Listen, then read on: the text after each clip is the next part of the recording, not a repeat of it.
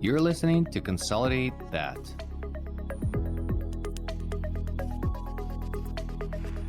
Ukraine is my motherland. It is now under a savage attack by Russia. Ukraine is shielding Europe and the rest of the civilized world from Putin's barbaric aggression. Ukrainians are brave and effectively fighting back. Let's help. Make a donation to Armed Forces of Ukraine. Link is in the show notes. #StandWithUkraine. Welcome back to Consolidate That. Ivan, it's good to see you again. I feel like it's been a couple weeks since we've done a recording, so I'm glad to get back into it and really excited about our guest. So I'll hand it over to you to introduce our guest today. Yeah, today we have the legend of veterinary medicine. We have a friend of mine and a colleague, Dr. Dick Gebhart. Dr. Gebhart is a highly accomplished veterinarian and entrepreneur with a strong background in veterinary medicine.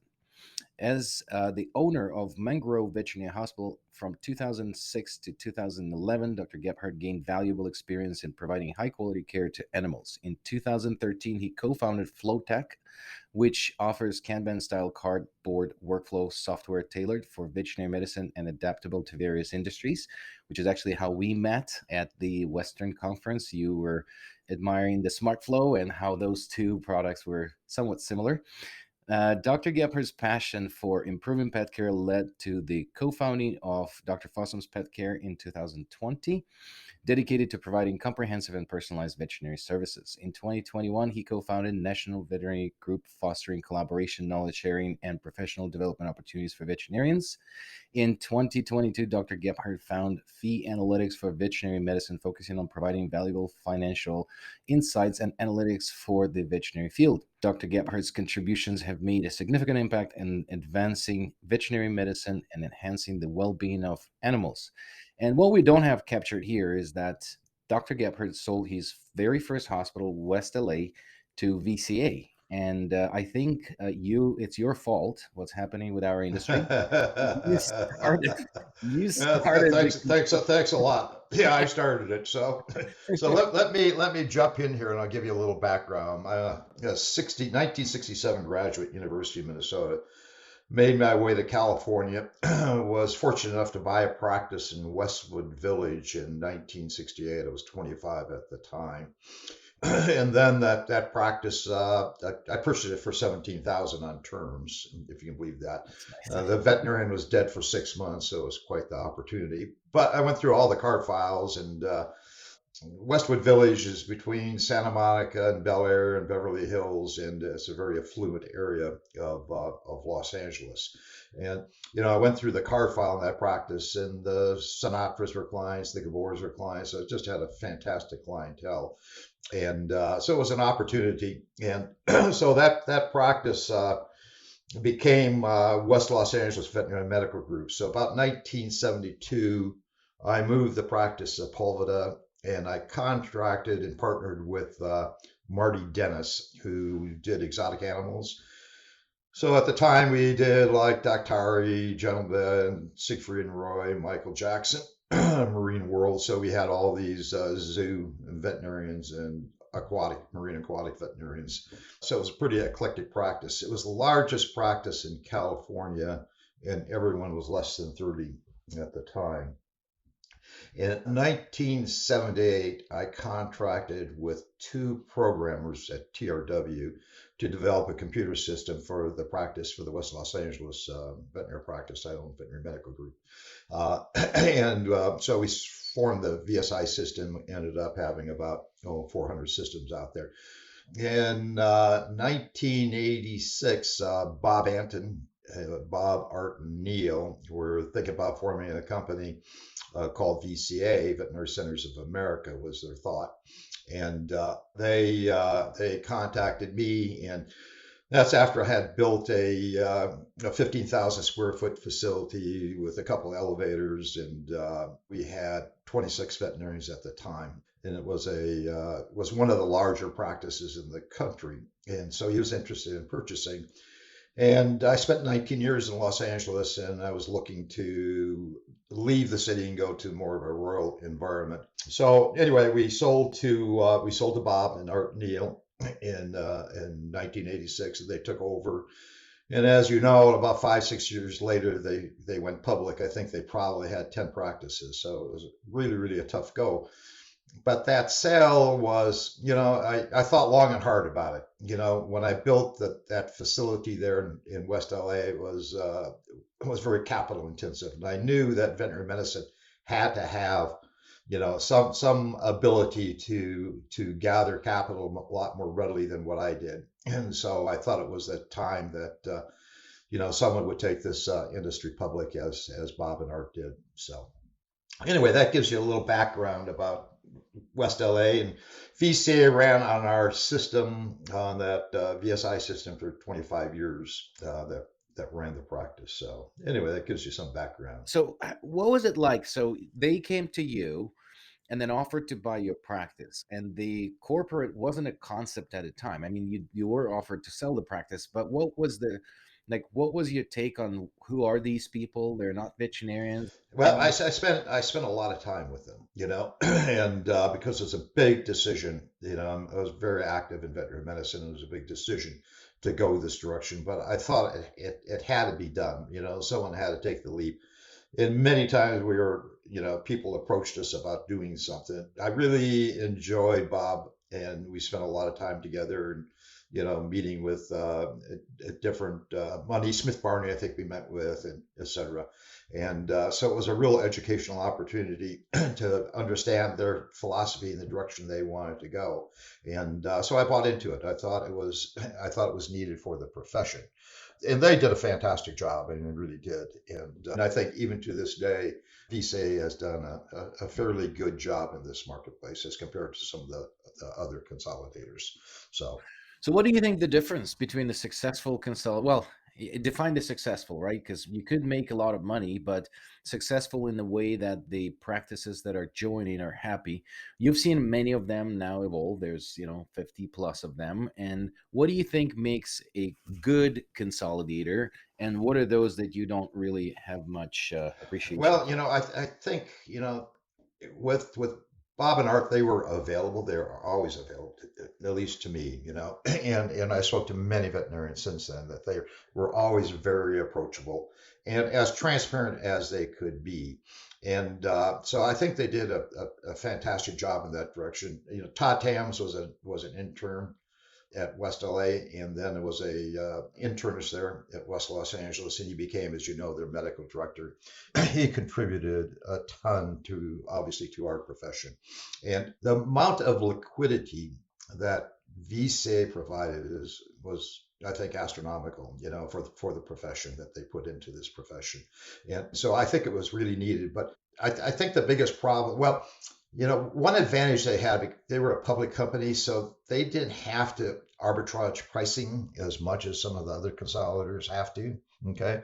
And so I think their pricing was pretty reasonable, though, many times I disagreed with them. And the problem with, everyone, including AHA, and, went to value-based pricing, which is not definable, and, because all values are different and can change from moment to moment, and day to day, and every practice can only deliver, the value depending upon what they provide there in that practice, and value is always all about client satisfaction. That's what it's about. I think VCA really helped the profession to grow it. NVA started right there on Olympic Boulevard back about the same time, about 10 years after I think VCA got started, and that was NVA. But a lot of these practices, or a lot of these consolidators, and the beef I have with them is the arbitrage of the pricing. To pay for these practices, they continue to increase fees to the point where they're not looking at how they can make their practices more progressive, more efficient, and help the veterinarians to be more productive. And I think a lot of them have done a disservice to the profession, actually. But also, I think this presents a fantastic opportunity for those that want to remain independent, because there's just tremendous opportunities out there, at this time, because of how disgruntled I think veterinarians are with some of these consolidators. So anyway, that's my take on it. So Dr. Gebhart, something that's interesting, there's a lot of conversation around how to tell your team that they're being sold to a corporate group. And now it's sort of this hurdle that a lot of selling practice owners come against, because there's a stigma against selling to a group, or there's a preconceived notion of what that means. Like, what was that experience like before that was, a preconceived notion? What was that experience like for you and for your team when you talked with them about selling to a new group or to a new idea Well, it wasn't easy. Okay. And, there was some pushback, but it wasn't too great, and we stayed on initially there at West Los Angeles. And as you know, West LA has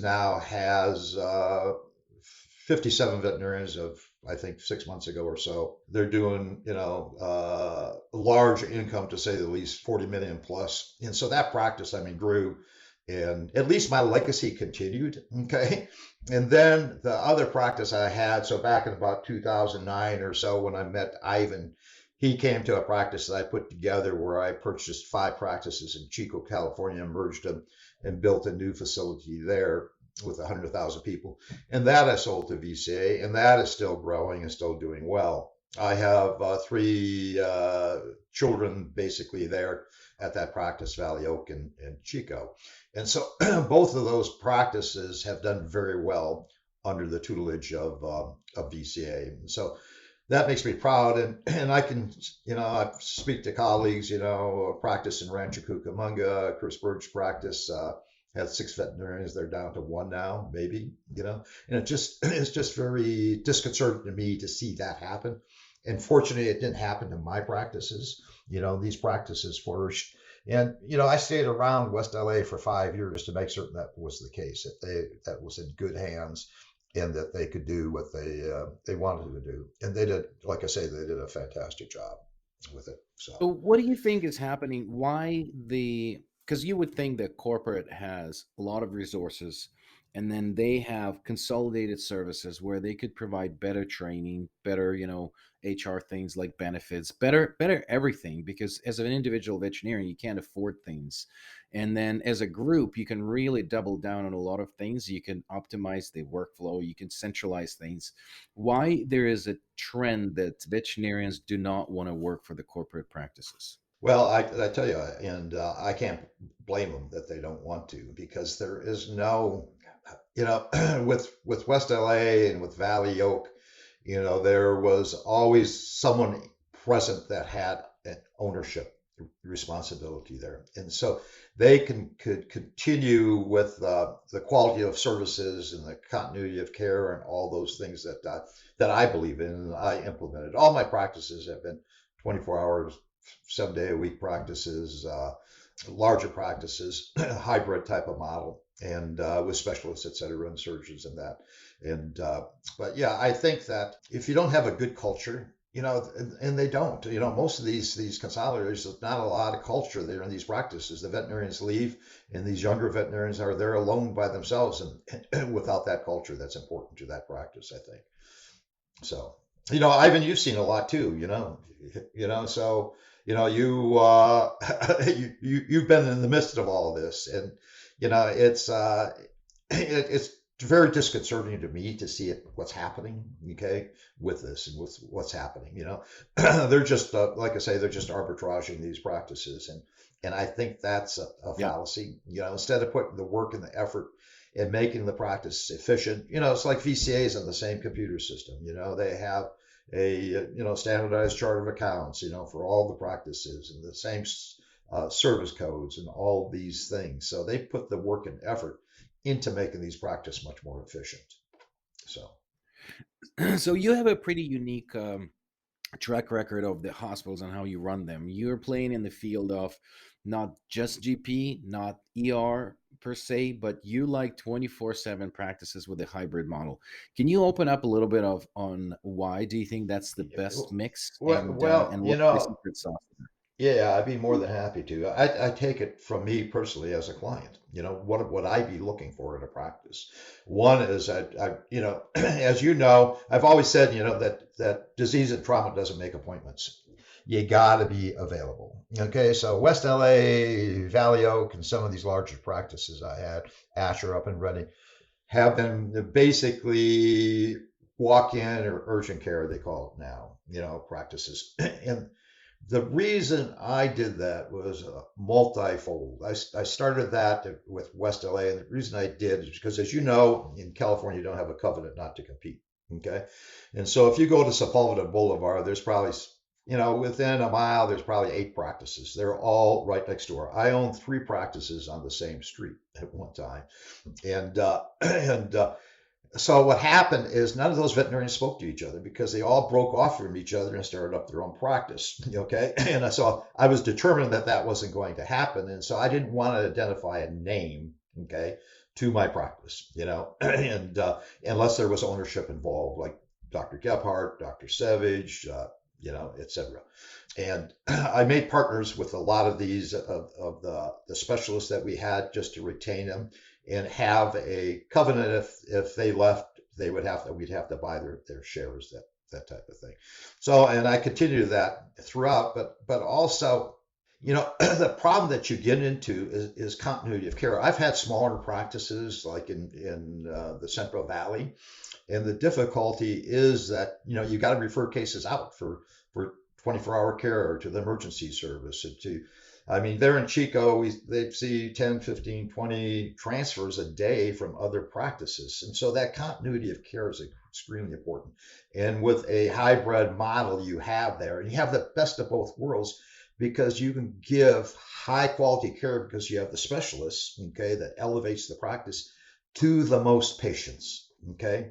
And you have the continuity of care. You don't have to schlep animals back and forth, between the emergency group and the general practice and the specialists, and things get lost in those in the translation frequently. So, that happens all the time. In a smaller practice, it goes to the referrals to the emergency service. It's a patient of yours, and they end up euthanizing it. And it's not a good thing, I don't think. So that's why I like that model. I just think. So the quality of care is a step up, and yet you can deliver reasonable price care. The other thing I did is I did a lot of clinics. We had vaccine clinics, where we could reduce the prices and run it very efficiently for a day, a month, and cut the prices in half and yet be extremely profitable on those days, and I've done that in multiple practices.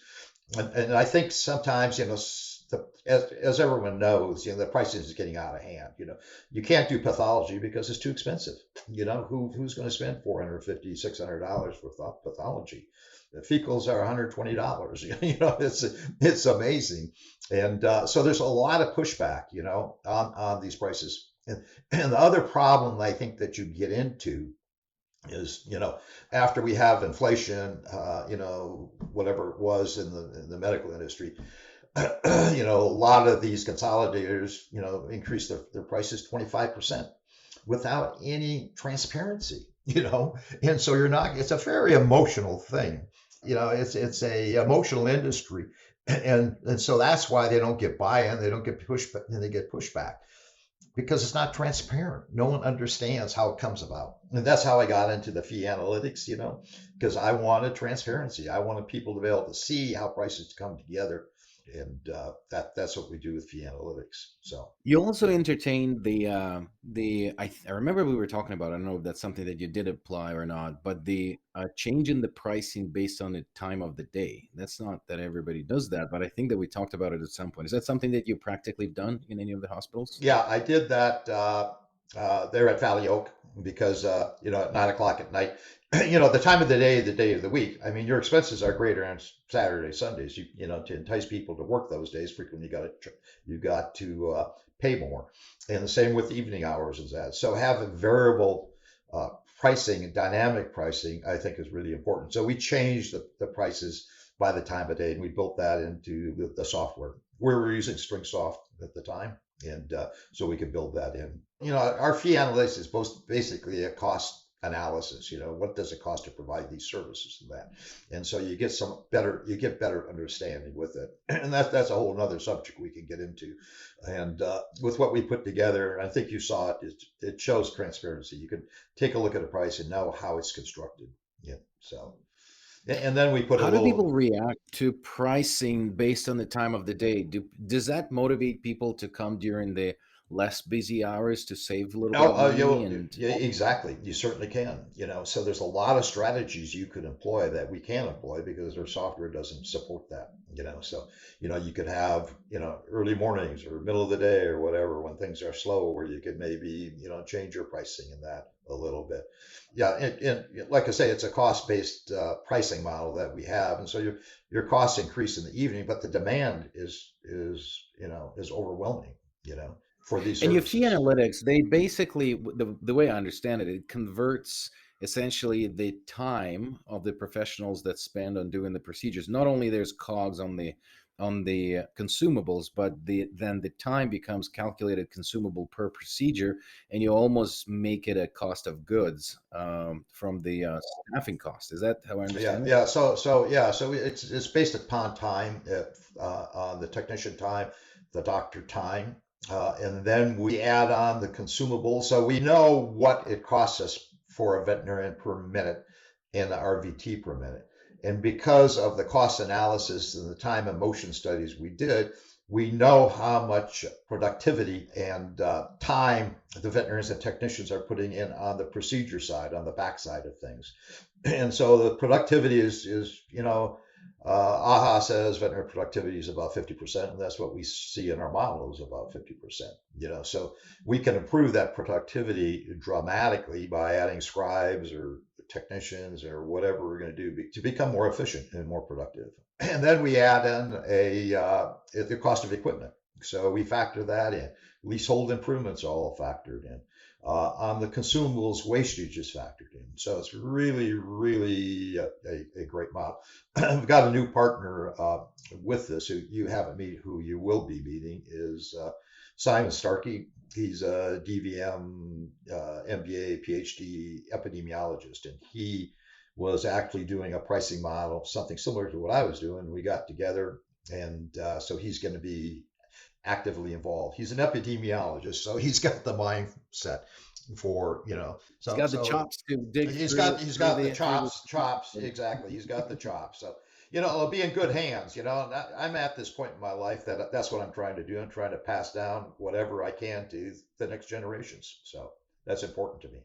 This profession's been just fantastic. That's actually a perfect segue into a question that we like to ask all of our guests. We always like to ask everyone, what is a book that you would recommend that other people read to gain some of the similar insights and thought processes like you've had? I used to read documentation, okay? The UI interface and everything and computers, and all that. So that was my reading. So, what I've been reading is the AHA books on fees and productivity in that. And so that's what I'm interested in, is the metrics of this. I would suggest also, I'm involved with Terry Fawcett, who's, as you know, the board surgeon who wrote the small animal surgery textbook. And we have a supplement company, but we have some good webinars on there that everyone, I think, should look at. I'm a big advocate of CBD. Has done a lot of great things for myself personally, but also I've seen it in a lot of animals. But any of it, there's some great webinars there that people could take, and they're free, but you can learn about CBD, cognitive issues, and dogs and that. So yeah. Awesome. Well, we'll attach the links in the show notes. And Dr. Gebhart, as usual, very, very happy to see you. Last 5 initiatives that you had, every time you told me this is the last one that I'm going to pull off, and it's been now 10 years that I'm meeting you, and every year it's the last one. So I'm can't wait. Yeah. Well, I'm so healthy. I've been fortunately enough. Maybe that's all that CBD. Yeah. Well, it could be. It could be. So for certain. All righty, guys. Well, thank you for your time. Thank you again for coming on, and this was wonderful. Thank you so much for listening to Consolidate That. If you want to hear our new episodes, please find us on any podcast platform. Also, you can learn more about us on our website at galaxyvets.com.